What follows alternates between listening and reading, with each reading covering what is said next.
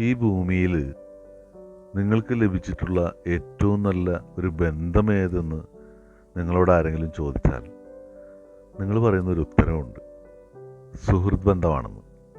അതെ, സൗഹൃദത്തിന് നമ്മൾ അത്രയേറെ പ്രാധാന്യം നൽകുന്നു. എന്നാൽ ഞാനൊരു കാര്യം ചോദിക്കട്ടെ, ആരാണ് യഥാർത്ഥ സുഹൃത്ത്? ഞാൻ പറയും, എന്താണെന്നോ, ആ സുഹൃത്ത് നിങ്ങളുടെ സന്തോഷങ്ങളിൽ ചിലപ്പോൾ ഉണ്ടായെന്ന് വരില്ല.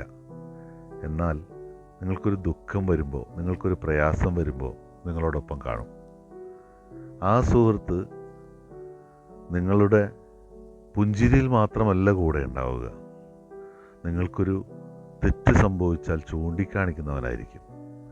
നിങ്ങളെ ചിലപ്പോൾ സദാസമയവും കുറ്റപ്പെടുത്തുന്നവനായിരിക്കും.